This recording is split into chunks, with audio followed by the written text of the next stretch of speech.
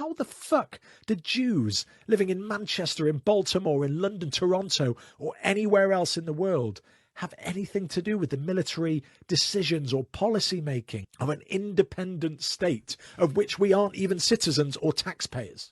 I've been debating with myself whether or not I should address this, how I could address this. And apart from promoting this podcast, I've shied away from social media for years.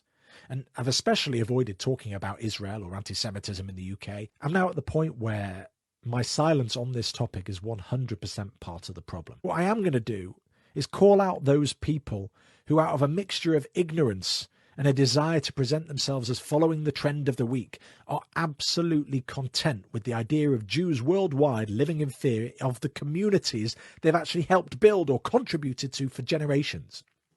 Most Jews outside of Israel live where they live because their families fled violence or sought refuge from terror. I live here in the UK because my family fled pogroms in Eastern Europe before the First World War. My kids now are the fifth generation of my family to be born in this country. Our family has served in the armed forces, built doctors' surgeries, dental practices, helped design parks and town centres, taught children to read and write English, developed products to save the British countryside from environmental damage, given our flesh and blood literally to those on death's door in this country. Even put bubbles in aero, by the way, and still there are those who say we are not only not a welcome here, but that we're a lesser people, less than human, all under the tissue-thin protection of the very socially acceptable anti-Zionism. I'm a Jew, whether I like it or not.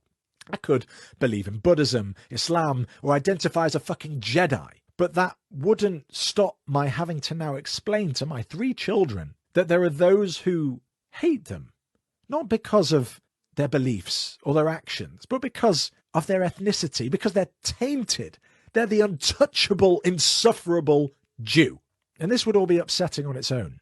But what makes it even worse is that many of my friends or connections are from all different backgrounds. Every background you can think of. I work every day with people from all over the world. And I can count on one hand the number of those people who've reached out to check on us or express concern for the rise in Jew hatred in recent weeks. So, a message to those of you who I've engaged with over the years, broken bread with, had in my home, laughed with, spent my time and my life with. How many of you shared black tiles on your social media in June 2020 after George Floyd was killed in the US? How many of you screamed your opinions during the Brexit referendum or the last general elections, or posted daily about how dangerous Donald Trump was, or about the immigrant children in cages at the US border? Why was it so easy for you to post photos of yourself clapping for the NHS on Thursday nights during the pandemic? Because I put it to you that if the matter at hand didn't directly affect you, then at the very least you looked or felt good for joining the latest virtue signal hype train. If you posted hashtag Black Lives Matter or hashtag Free Palestine or hashtag trans rights, but did or said nothing when Armenian Christians were being slaughtered last summer by Turkish-funded Azeri militants, if you kept your mouth shut about Uyghur Muslims being ethnically cleansed from China, if you didn't make a peep during the last decade whilst 250,000 Syrian civilians were being slaughtered by Bashar al-Assad's government, or were silent when people drove through our streets, the streets of Britain, waving Palestinian flags calling, "Fuck the Jews, rape their daughters," and beat the shit out of local rabbis for the crime of walking whilst Jewish, then just know that we, an ethnic group who isn't worthy of your concern, hear your silence like a fucking thunderclap.